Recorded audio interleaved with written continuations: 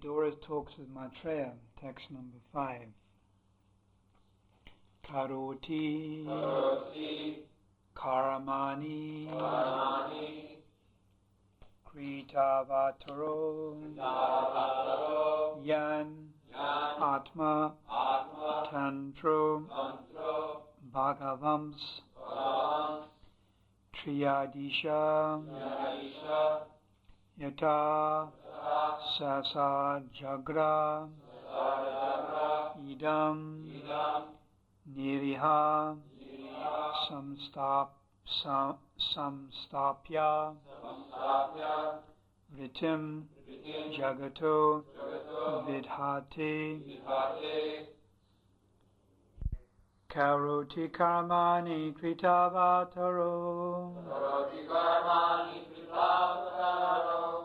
Yanyatmatantro Bhagavam Tradisha, Yatasa Sajagaridam Niraha, Sanstapya Vritim Jagato Vidhate,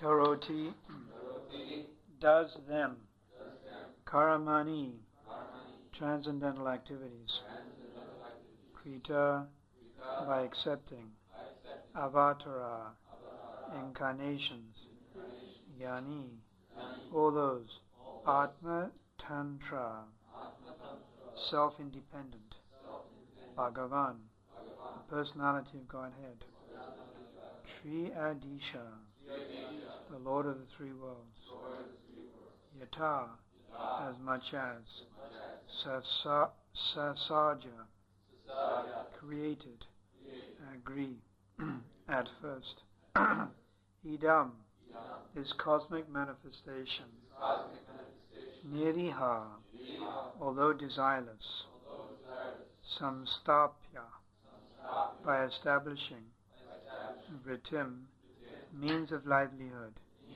Jagata of the universes, Vidhate as he regulates. Translation: O great sage, kindly narrate how the Supreme Personality of Godhead, who is the independent, desireless Lord of the three worlds and the controller of all energies, accepts incarnations and creates the cosmic manifestation with perfectly arranged regulative principles for its maintenance. Please repeat. O great sage, Karanadakshayi Vishnu, Garbhadakshayi Vishnu, and Kshiradakshai Vishnu expand. The whole material creation is conducted by the three Purushas in successive stages under the external energy of the Lord, and thus material nature is controlled by Him. Thinking material nature to be independent is like seeking milk from the nipple-like bags on the neck of a goat. The Lord is independent and desireless. He does not create the material world for His own satisfaction, as we create our household affairs to fulfill our material desires. Actually, the material world is created for the illusory enjoyment of the conditioned souls who have been against the transcendental service of the Lord since time immemorial. But the material universes are full in themselves. There is no scarcity for maintenance in the material world. Because of their poor fund of knowledge, the materialists are disturbed when there is an apparent increase of population on the earth. Whenever there is a living being on the earth, however, his substance is immediately arranged by the Lord. Subsistence is immediately arranged by the Lord. Whenever there is a living being on the earth, however, his subsistence is immediately arranged by the Lord. The other species of living entities who far outnumber human society are never disturbed for maintenance. They are never seen dying of starvation. It is only human society that is disturbed about the food situation and to cover up the real fact of administrative management. It is only human society that is disturbed about the food situation and, to cover up the real fact of administrative management, takes shelter in the plea that the population is excessively increasing. If there is any scarcity in the world, it is the scarcity of God consciousness. Otherwise, by the grace of the Lord, there is no scarcity of anything.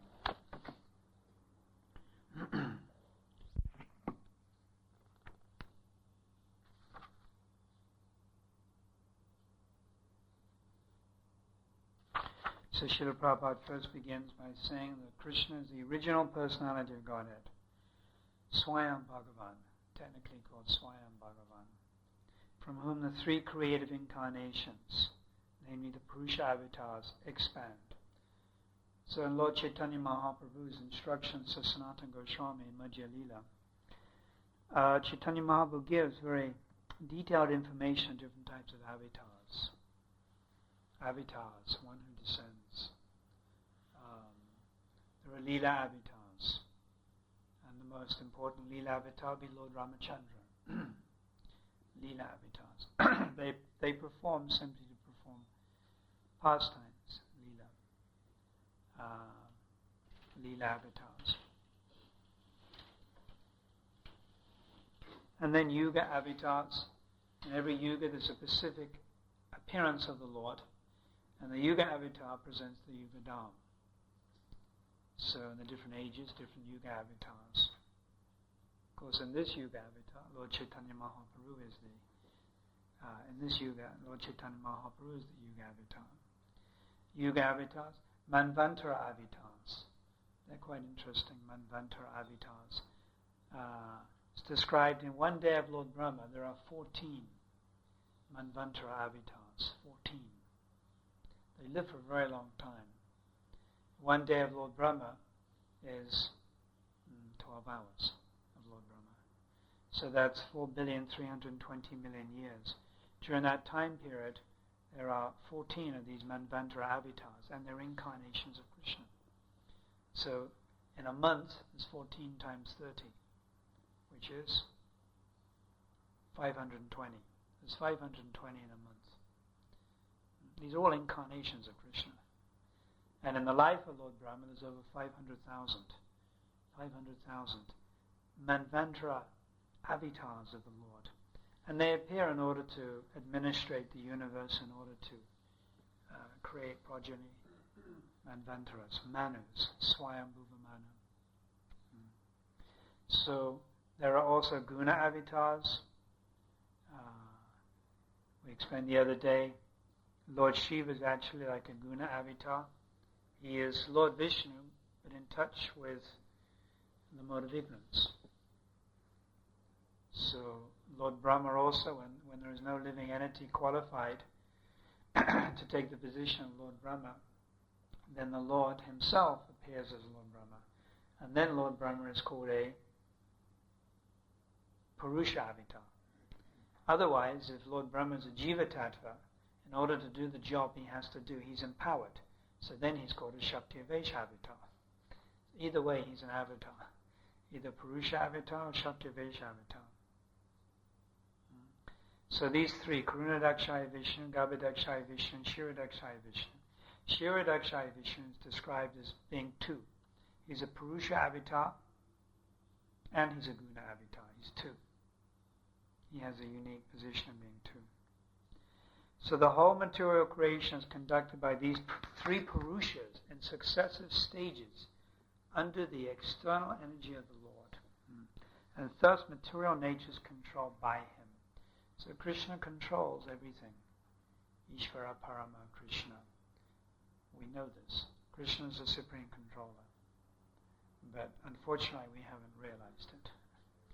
Why we haven't realized it is because sometimes when we do things and things don't seem to go right, we get frustrated. We get an anxiety. And we don't seem to understand, or we forget actually Krishna is controlling everything. and we get in a tizzy, as they say. So we have to realize this. Krishna is the supreme controller, and he's controlling everything. Material nature is controlled by him. Krishna says, Deviya Shuguna Mai Mamamai Duracharya. This divine energy of mine, consisting of three modes of material nature, is very difficult to overcome. But one who surrenders unto me can overcome it. So Krishna is controlling everything. Thinking material nature to be independent is like seeking milk from the nipple-like bags on the neck of a goat. So these are examples. Prabhupada gives many examples like this, and this is one. That if you think this material nature is independent, swatantra, the word swatantra means independent, and that it's produced by itself, then this is like thinking you're going to get milk from the nipples on the neck of a goat. If anyone's ever seen, have you seen? On a goat, there are nipple-like nipples. They look like nipples on the side of a goat. But if you think you're going to get milk from this, then it's very foolish. So thinking that material nature is the cause,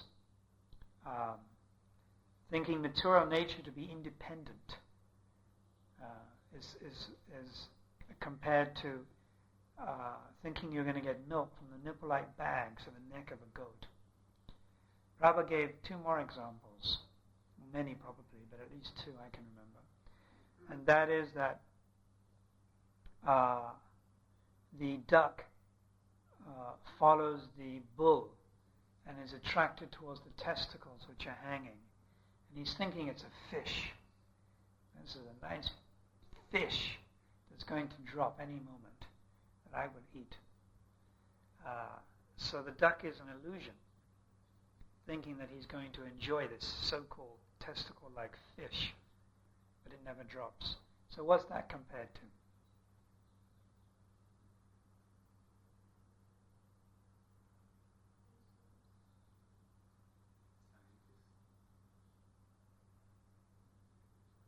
Go on, expand. Carry on. Anyone else? Yeah. It sounds as if it's like the illusion of thinking that I'm not enjoying right now, but I will soon. Some arrangement will be made, and therefore, I will post-date a check. I will enjoy momentarily, just one more little arrangement. Yeah, trying to enjoy material nature. I'm going to get to enjoy it shortly. This fish is going to drop, and I will eat. But it never drops. So you never enjoy. And it's not a fish anyhow. It's testicles. So it's not even enjoyment. It's the illusionary energy. And the illusionary energy is compared to what?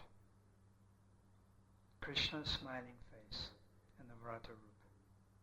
So it's illusion. You can't enjoy it. But because it's Krishna's illusionary energy, it's so expert at making you think you can. It's insurmountable. It's so expert in tricking you. And this illusionary energy. The other day I was going for a walk, and over the hill down the bottom is that lake. So I was chanting there, and in the lake I saw the reflection of the trees. So the reflection is an illusion. But I was looking at that reflection and how real the reflection seemed. From that reflection I could see the types of trees, I could see the shapes of the leaves, and even, believe it or not, in the reflection was a color. In other words, the reflection wasn't black and white, it was full color. And I was getting a reflection of the color of the trees, the green leaves and the blue sky. So it was very real. And if I got into the water and I tried to grab that tree, what happens? My hands go through the water and I'm left with nothing. But the reflection is very real. So this material world, it's a reflection of what's going on in the spiritual world. It's a reflection of what's going on in Vaikuntha. It's a reflection of what is going on in Goloka Vrindavan. And it looks extremely real. It looks extremely real that 99.999% of living entities are trying to frantically enjoy this so-called reflection, this illusion. They're really trying to enjoy it. They're trying their hardest. And they think they're really enjoying. That's how amazing is this illusory energy that is able to bewilder even the so-called great logicians, scientists, philosophers, politicians, persons who are far more materially intelligent than us. It's got them completely muyanti. Muyanti means bewildered. They're completely bewildered. So this illusory energy, just by looking at it, you can understand some of the potency of Krishna. It's a small spark. Ekam senas tato jagat. Krishna is describing his Varata Roop. He says, what need Arjuna is for this detailed knowledge? With a single spark of my splendor, I pervade and support this entire universe. This entire universe is just a small spark. Ekam sena, ek do tenja, one small spark of my splendor. So if we consider this material creation, this illusionary energy to be one small spark of Krishna's potency, and then let us just consider what is Krishna himself like? What about his abode? So we should consider like that. If we find things attractive in this material world, beautiful scenes, sights, or different experiences within the material sphere, then just consider what is the real thing. That reflection that I was looking at in the water is attractive. Then just consider what is the real thing like. So this material world, people are madly running after the illusion, but they don't have any information that the real thing is there. And the real thing is much more complete. It's much more perfect. So as devotees, that's what we're concerned about. We're concerned about the real thing. Srila Bhaktivinoda Thakur in Jaiva Dhamma also explains that although this material world is a perverted reflection of the real thing, still from looking at this material world you can get some idea of what the spiritual world is like. So from descriptions in Brahma Samhita and Bhagavatam 10th canto, we understand that there are places, like Goloka Vrindavan, where there are pools of water, ponds, lakes, kunds, sarovars. There's very beautiful forests with different types of trees, all very auspicious trees as well. There are auspicious trees and inauspicious trees, just like there are auspicious persons and inauspicious. So auspicious trees would be like trees that are very scented, aromatic, like champa. What else? Sandalwood trees.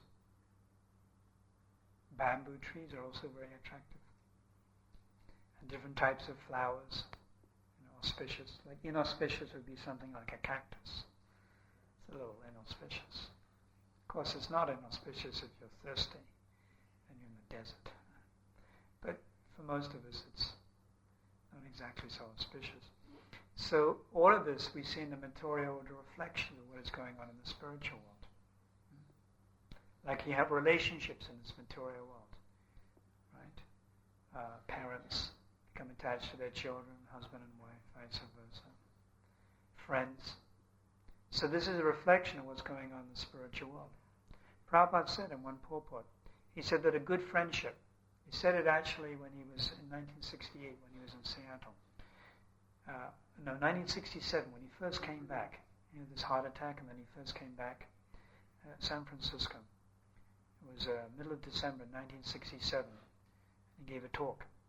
And he said that a good friendship in this material world indicates the original friendship with Krishna. So if you have a nice relationship in this material world, which of course is hard to obtain, but if it is a nice relationship in this material world, it's a reflection. It should give you some inclination, some indication as to what is a real relationship like with Krishna. So one can be friendly with Krishna. Shridam Sarvabhutanam. He is our best friend. So what goes on in this material world, Bhaktivinoda Thakur describes, can indicate to us, can give us a little indication of what's going on in the spiritual world. So relationships in this material world, they're there. And there is some type of pleasure from it. It's limited, it's temporary, because the relationships are temporary. But these are reflections of the original relationships we have with Krishna. Every living entity has a relationship with Krishna. It's one of 5. One is in Shantaras, Dasiras, Sakyaras, Vatsaliras, and Madhuryaras. And this is called Sthayi Bhav. Sthayi means one's permanent relationship with the Lord. And everything in this material world, these relationships we have, are reflections of that original relationship. So, as devotees, we're interested in redeveloping, rediscovering that original, individual, intimate, very sweet relationship with Krishna.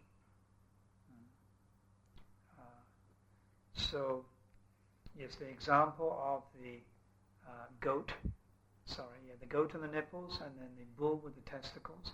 There's another example Prabhupada would give in that same type. And that is the frog in the well. More famous, I think. The frog is in the well. And he's thinking, my well is all in all. It's the supreme well of Godhead. There's nothing bigger than this. And someone else comes and describes to him, outside there is one ocean, Pacific Ocean, Atlantic Ocean. And the frog is thinking, you're exaggerating. There's nothing bigger than my well. My well is the all in all. So what's that compared to?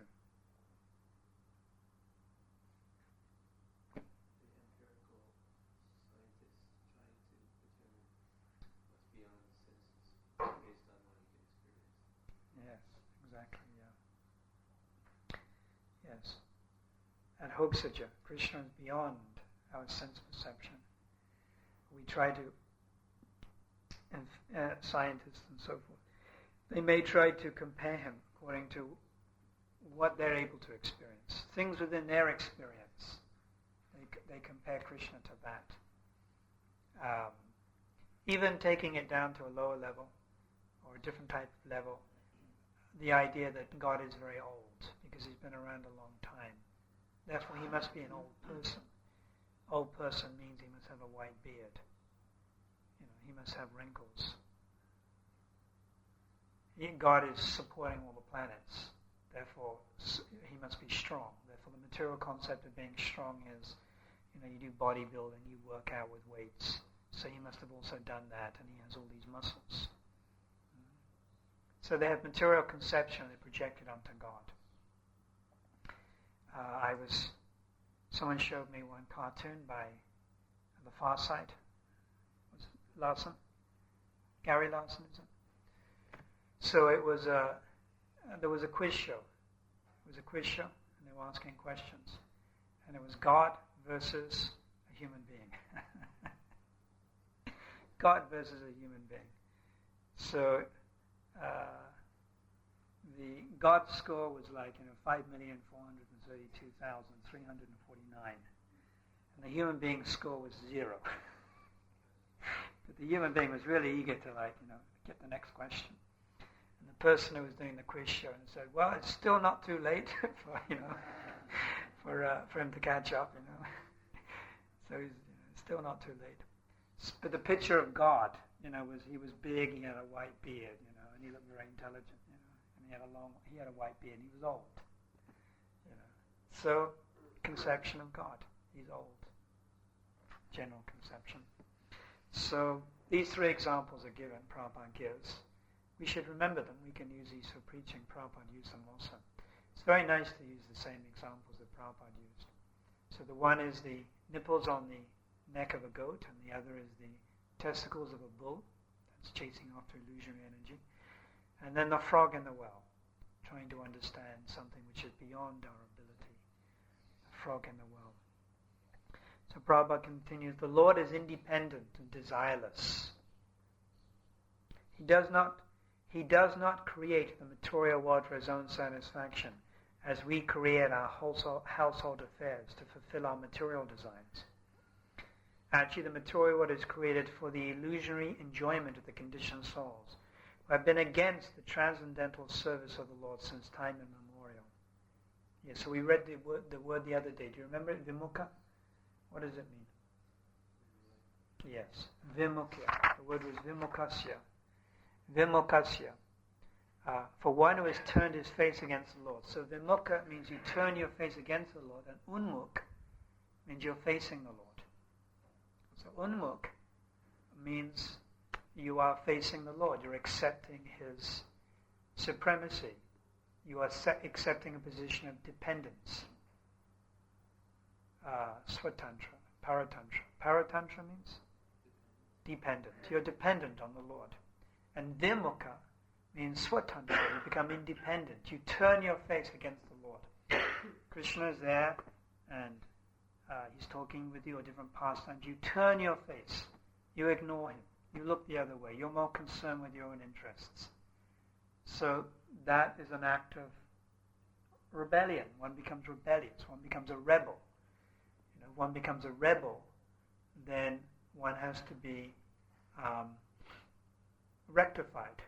So therefore the material world has been created by the Lord out of His kindness. It's a lila, it's a pastime of the Lord, this material world. It's a whole pastime, this material creation, where we come to be rectified. Then when we're sufficiently rectified, we return to the association of the Lord. So Prabhupada says actually, the material world is created for the illusory enjoyment of the conditioned souls. Therefore, persons who come to this material world are mad. They're at varying degrees of madness, and they're all an illusion. The first illusion is they think they're this body. Then on top of that, they have illusions. There may be even mental disorders on top of that. They may have a certain material, like you go to a mental home, and someone will say, well, I am George Washington. Someone else will say, I am Adolf Hitler. So they already are in illusion, because they're identifying with his body. Then on top of that, they have another illusion. They think they're someone else. It's an illusion on an illusion. So this whole material world is actually an illusion. But it gets so complicated, you can have an illusion on the original illusion. It's like sometimes this material world is compared to a dreaming state. So there are two dreaming states. One dreaming state is we go to sleep for about 6 or 7 hours, and we dream. Oh, I'm flying, I'm this, I'm that. Then we wake up, and then we have another dream. It's an 18-hour dream. I'm American. I'm a young American boy. I'm an American lady. I'm old. I'm fat. I'm thin. I'm attractive. I'm black. I'm white. This is another illusion. This is an 18-hour dream.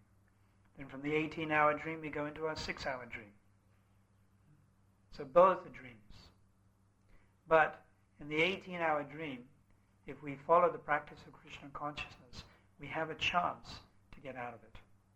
In the 6-hour dream, unfortunately, you can't really get out of that. But in our waking state, if we practice the principles of sadhana bhakti properly, enthusiastically, with determination, nishtaya, daya, enthusiasm, patience, and confidence, we do everything properly, we have a chance to get out of that dream. So that's the unique position of this life, that although everything is an illusion, we have a chance to get out of this illusion by practicing devotional service.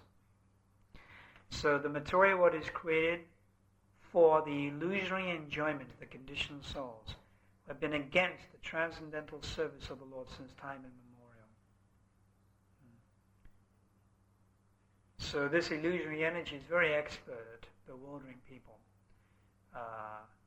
Sometimes you have, like on a humid day at night, there's a light bulb, and the moths and the insects, they fly towards it. They're like mesmerized, hypnotized by this light, and they fly towards it. And their wings usually stick on the light bulb. Or you see in the morning underneath the light bulb so many dead insects. Or you see some lizard hanging around near the light because it's an easy kill, as it were. So this illusory energy is the same. It attracts us. It's very bewildering. It's very bewildering. And the most bewildering of all places is New York. Isn't it? It's the most bewildering place. It's just up the road. You go there in the evenings and you see all the lights are shining, flashing on Times Square. All it is light bulbs going on and off. But we're thinking, no, action. Wow, that's happening, or this is happening, that's happening. And it creates this illusionary idea that, oh, there's enjoyment. I'm missing out. It creates anxiety. And then adrenaline starts running, different chemicals in the body. You get anxious. I also have to enjoy. What about my enjoyment? So this is illusion. This illusionary energy is very powerful. It's personified in the opposite sex. In Srimad Bhagavatam, 3rd canto, chapter 31, Movements of a Living Entity, the Lord says, just try to understand the mighty strength of my Maya in the form of a woman, who by the mere movements of her eyebrows can keep the greatest conqueror of the world under her grips. Just by the mere movement, like 1 centimeter movement, then the greatest conqueror of the worlds are like mesmerized. And Prabhupada gives examples in the purport to that one verse. Like,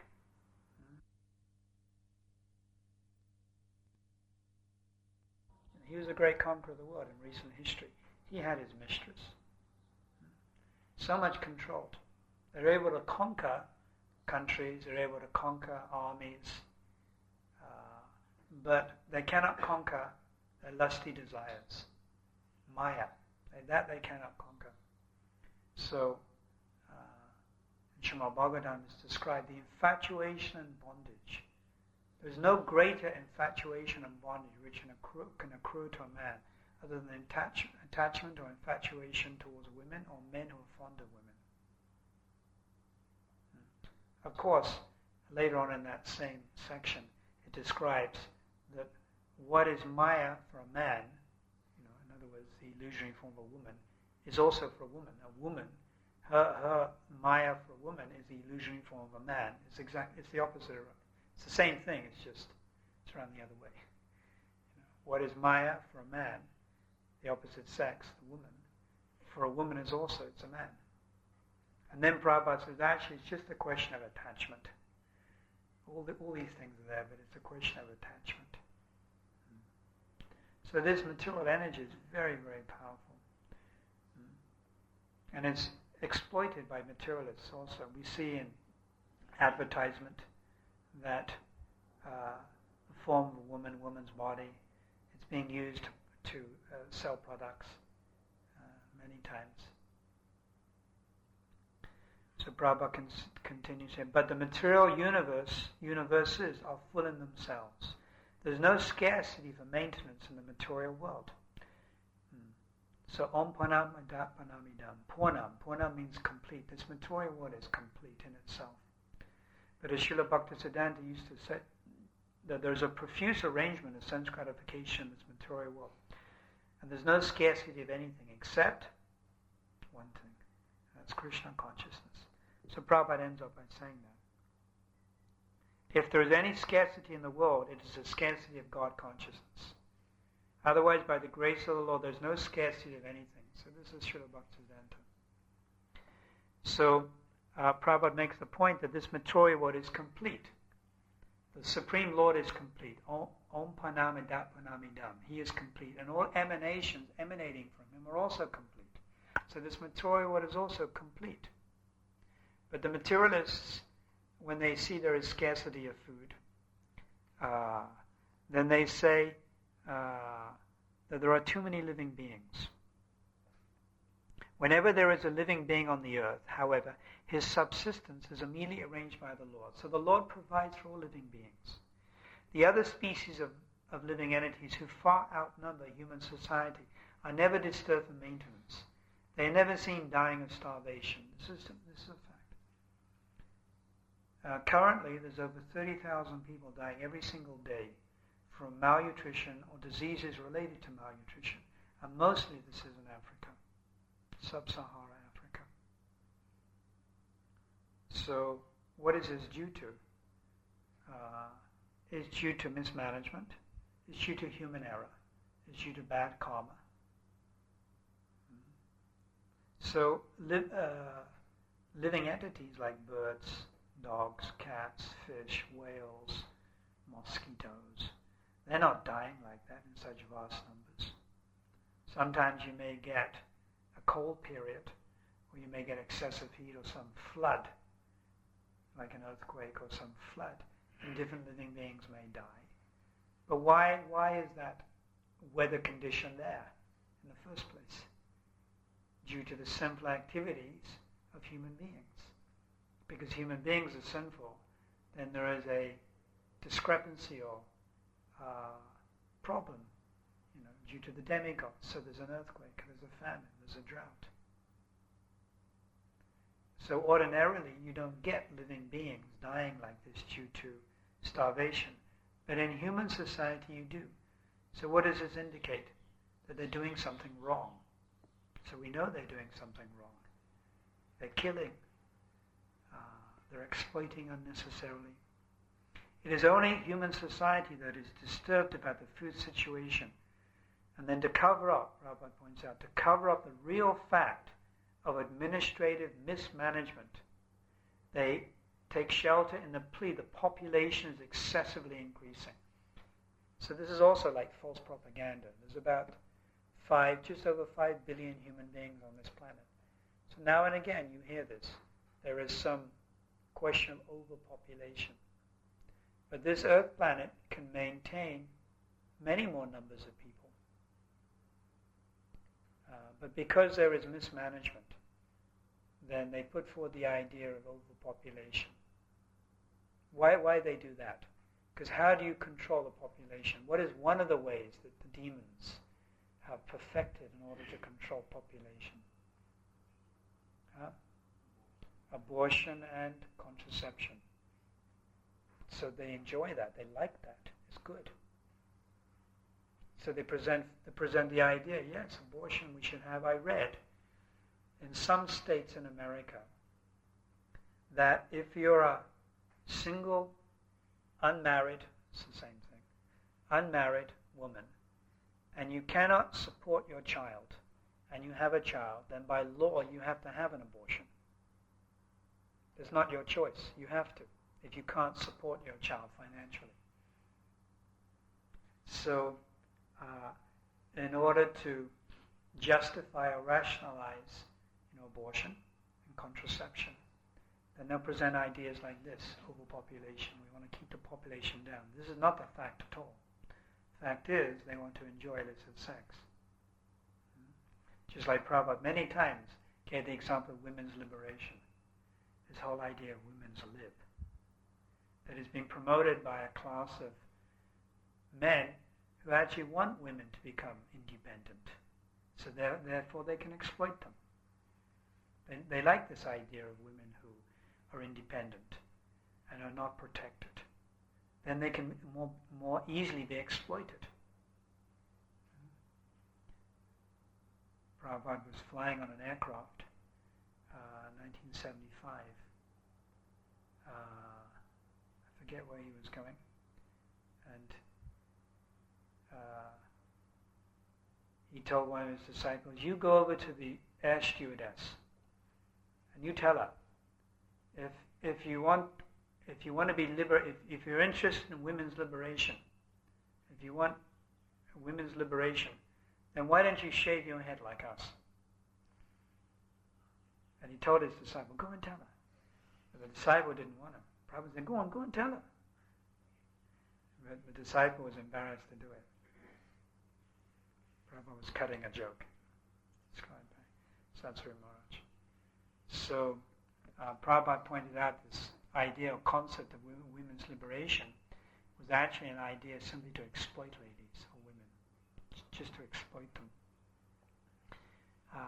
It is only human society that is disturbed about the food situation and to cover up the real fact of administrative mismanagement. They take shelter in the plea the population is excessively increasing. If there's any scarcity in the world, it is a scarcity of God consciousness.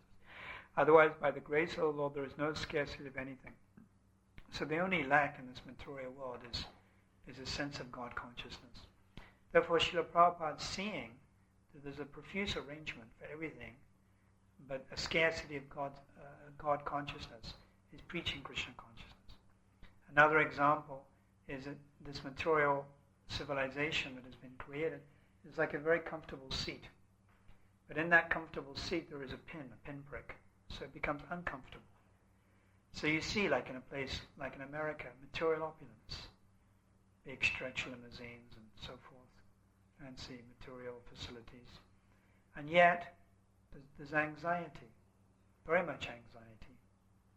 Therefore, there's over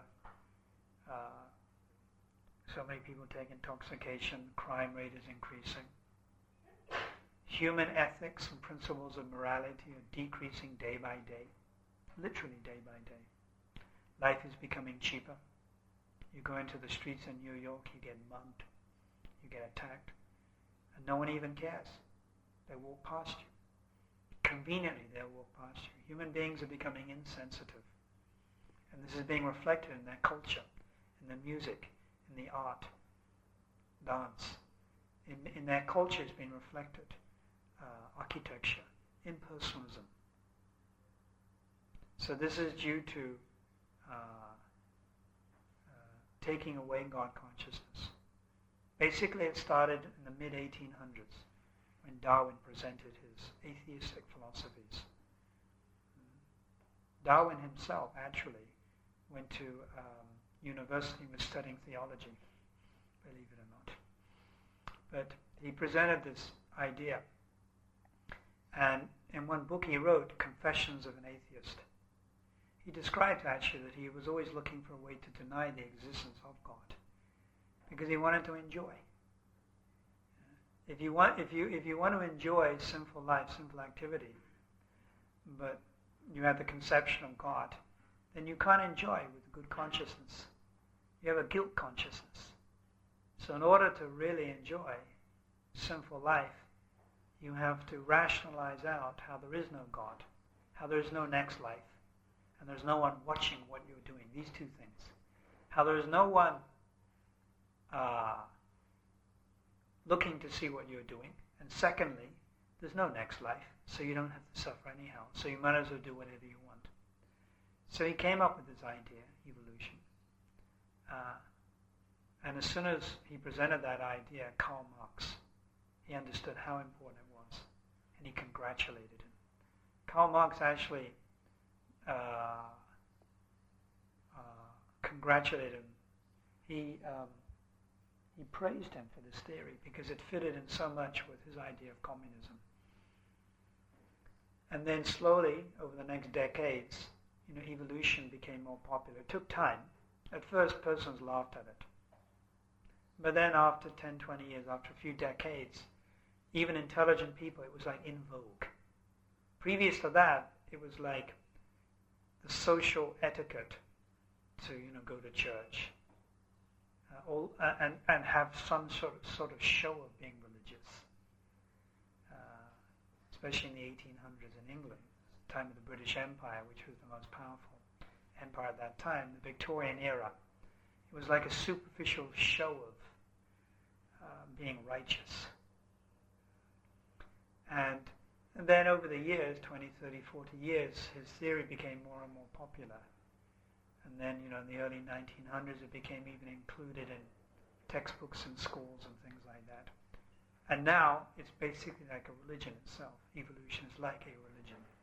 People believe it and accept it with no logic. There's no logic, there's no philosophical consistency in it. It's sort of like blindly following. That is the position now. So people want to enjoy, so they have to deny God. So they may want some half-baked philosophy that allows them to do that. So Krishna will present.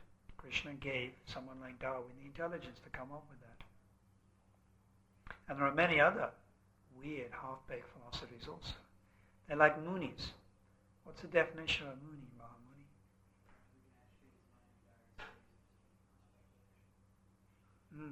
And what does one Muni try to do to another Muni? Come up with a better philosophy, isn't it? So it's very interesting. Charles Darwin had a son who tried to outdo his father. Did you know that? When Prabhupada was in South Africa in 1975, he finished his breakfast once. And we went into his room. So Prabhupada's mood was like very light and jovial. I guess sort of like a little intoxicated. And Harikesh, who was a brahmachari at that time, he got a map of the world out. And he was showing Prabhupada the map. And he was talking about some tunnel that was supposedly going from Sri Lanka to South America. And then Harikesh said, Charles Darwin had a son who also had his theory and who tried to outdo his father. And his idea was that North America and South America was one piece of land. And England, France, and Africa was one piece of land. And they were joined at one time. Harikesh is describing this to Srila Prabhupada. And I heard it. I was right there. And then what happened millions of years ago is that these two pieces of land opened up. And then from out of that opening, the moon came.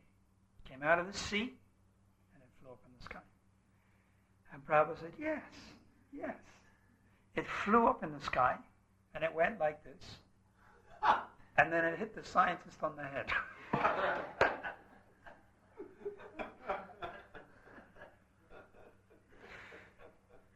That's what Prabhupada said. So these Munis, these modern day Munis, not the original Maha Munis, but these modern day Munis, they agitate their minds, come up with different theories, and then they try to publish a book, they try to get a name for themselves and make some money. And their theories are like way off. It's like, Alfred, what's his name, Clarke? Huh? Yeah, Arthur C. Clarke. I mean, he's a science fiction writer. He came up with 2001 Space Odyssey. But actually, he's a member of the board of NASA also. That's supposed to be like science. On the other hand, he's into science fiction. So it's like they merge together, like imagination and fact. So these so-called Munis, these modern-day Munis, they come up with like really weird ideas, like punctuated equilibrium, macromutations. Because Darwin's theory is now not really accepted. So they have to come with other theories, supersede his theory, because his theories are all outdated. And he also said, Darwin said, the gravest objection to my theory is the intermediate species of life have never been found. What are the intermediate species of life? That's between one species and another. For instance, Darwin postulated that how did mammals like dolphins or whales come about? Because fish are cold-blooded. And suddenly you have seals, and you have otters, and you have whales, and you have dolphins. They're warm-blooded, they're mammals, they're swimming around in the sea. How's this? So Darwin's theory was you had bears on the land, covered in hair, claws, like grizzly bears and stuff. But they sort of liked to eat fish, so they sort of ended up living in the water more, like polar bears. They liked fish. Then eventually, after a long period of time, they gave up their furry coats and started to have rubbery coats instead, gave up their claws, and they started swimming around in the sea all the time, and then became whales. That's his idea, how they came about, whales. It came from bears. So intermediate species of life means remains of these animals that show the steps between the most aquatic-like bear and the most land-like whale, if you can ever have such a thing. So where's those intermediate species of life showing the steps? They've never been found. The remains have never been found. See? Or like Darwin's idea is you have horses and they're going around eating leaves, vegetation. So then the horses that have longer necks can reach higher and eat leaves higher up in the tree, so they get to live longer. So then they reproduce, and they have horses who have longer necks, and finally it becomes a giraffe. Interesting, huh? That's how you get giraffes. So intermediate species of life means those species of life between a horse with the longest neck and a giraffe with the shortest neck. Where are they? We don't see them. So Darwin said the gravest objection to my theory is that these species of life have never been found. So he wrote that in the 1850s. And the intermediate species of life have never been found. They have never been found. So what do the scientists have to do? Then they have to, the evolutionists, paleontologists, they have to come up with other ideas that supersede Darwin's theory. So what did they come up with? Punctuated equilibrium, which means it's like when you go upstairs. You don't gradually go upstairs. You're on one stairs on the next. So these species of life, they didn't gradually develop, they suddenly developed. You understand? Suddenly. Well, suddenly you have a horse. You have a horse with a long neck. Suddenly it became a giraffe. And there's no intermediate. That's what they'll say. So they come up with these different theories that really don't make sense. But because they're very expert at presenting it, word juggery is word juggery. And people are also looking for some philosophy which denies the existence of God. That's the basic point. They're looking for some philosophy. It doesn't make sense to anyone who's rational. But because they're looking for philosophies that deny the existence of God, that deny the existence of the soul in animals, then they'll take it and they'll accept it. And then it sort of temporarily satisfies them, and then they can engage in simple activity and they don't worry. So this is the age of quarrel, this is the age of Kali, the age of misrepresentation. So such types of philosophies abound. You just have to go to the, what is it? Barnes and Nobles, and they have whole sections of, latest ideas, latest theories on, Big Bang Theory, black hole, this and that and this, like that. Stephen Hawkins, he's a so-called, they say, someone who's sort of has the intelligence of Einstein. He's a professor at Cambridge University, and he presents all these ideas about where we came from and writes books about it. But the interesting thing is he's also suffering from some terrible disease, and he has to go around in a wheelchair everywhere, and he can't even speak properly. He has a computer, a voice-activated computer that helps him speak. He can't actually even speak properly. Maya, material energy, has embarrassed him so much, he's an invalid. And yet his false ego is so strong that he's continually denying God. Stephen Hawkins. So, because I went off on a tangent. So anyhow, in conclusion, there is the only scarcity in this world is the scarcity of God consciousness. So our position as followers of Srila Prabhupada is to try to present this, fill this vacuum, and the way we can do this is by presenting Krishna consciousness, this philosophy of Krishna consciousness, by preaching, by distributing books, by setting very exemplary examples, by creating communities and farms that live the principles of the Bhagavad Gita. So this is what we're attempting to do. Translation. O great sage, kindly narrate how the Supreme Personality of Godhead, who is the independent, desireless Lord of the three worlds, and the controller of all energies, accepts incarnations and creates the cosmic manifestation with perfectly arranged regulative principles for its maintenance. Any questions?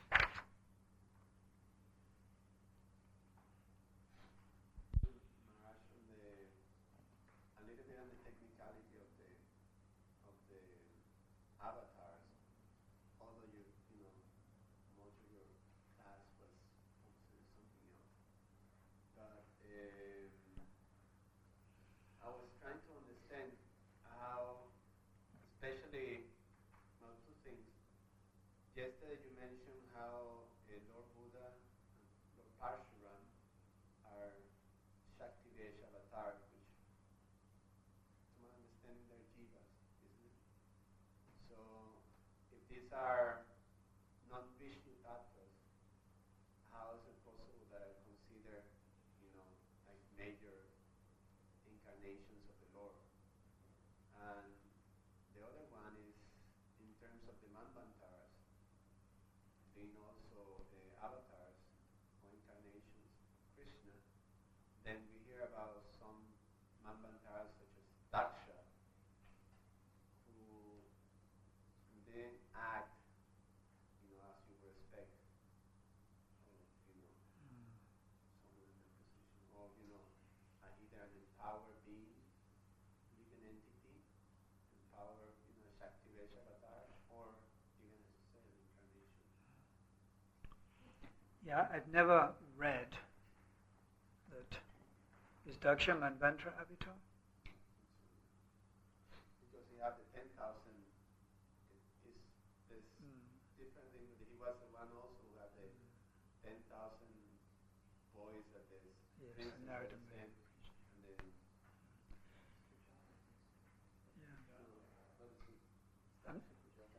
yeah, I'm not aware that he's a Manvantara Avatar. If he was, then the whole pastime of him criticizing Lord Shiva would seem to be a little strange to understand. And Prabhupada would have mentioned there's like 7 chapters in the 4th canto that deal with that whole thing. There's a lot of chapters that deal with that whole incident, Daksha and Lord Shiva. The first 7 chapters of the 4th canto. So it's a very important chapter, very important section of the Bhagavatam. There are many examples of devotees being offended or criticized, or Vaishnavas, Prahlad Maharaj, Ambarish Maharaj. But the pastime with Daksha and Lord Shiva was dealt with so extensively, and 7 chapters of Bhagavatam was given for it. So in that, Prabhupada didn't refer to Daksha as being a Shaktivesh or Manvantara Avatar. Very powerful human being, but apparently not even powerful enough to be in the category of Shaktivesh, apparently. So Shaktivesh means to be empowered by specific potency or power of the Lord. And there are examples, like Lord Parashuram was empowered specifically to kill and destroy, not to do other things, only that. And Prithu Maharaj was empowered specifically to rule the planet, not to kill, not to be renounced, but simply to rule the planet. So Shaktivesh means one is invested with a potency of the Lord for a specific purpose. It's a specific type of potency and it's for a specific type of purpose. And one can be incredibly empowered, as is the case of Brahma. Brahma is a jiva, but he's controlling, managing, administrating this entire universe. We can't even administrate one small temple. We can't even organize our own room that we live in. Brahma's organizing the universe. He's really empowered to do that. Does that explain anything? Well, the confusion that comes to my mind is in terms of, say, the 10 main avatars of Krishna, or and one of them is Lord Buddha. Yes, and these are not Vishnu tattvas. Yes. These are Jiva tattvas. Yes. That's avatar.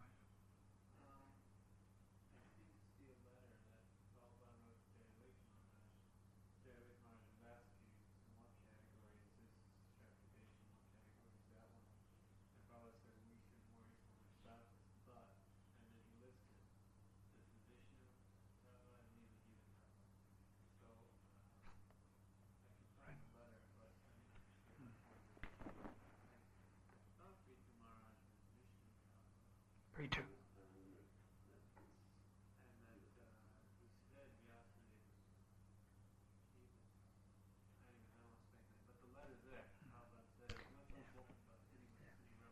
Another interesting point, I can just read this sentence in the next purport, tomorrow's class. The questions regarding creation, maintenance, and destruction, which are mentioned in many parts of the Bhagavatam, are in relation to different millenniums. Therefore, they're differently described by different authorities when questioned by different students. So, I remember previously was the question of where Radharani was born. So in this yuga, she appeared in Ravel. But in previous yugas, she appeared in Vrishabhanukund or Bharashana. So, different Lord Brahmas, sometimes they're Vishnu Tattva, sometimes Jiva. So Lord Buddha, we could understand the same way, in different kalpas. He could be of different categories. That's how I would respond to that. Secondly, these are technical details, because we might like to get everything right. Anything else?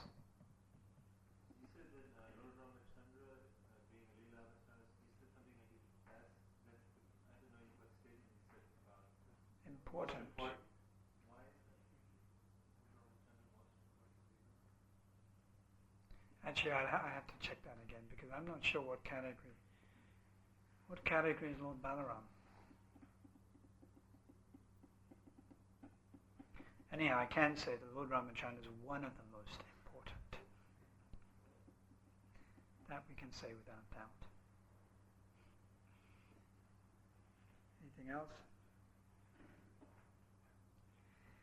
Srila Prabhupada ki jai, Go Premanandi.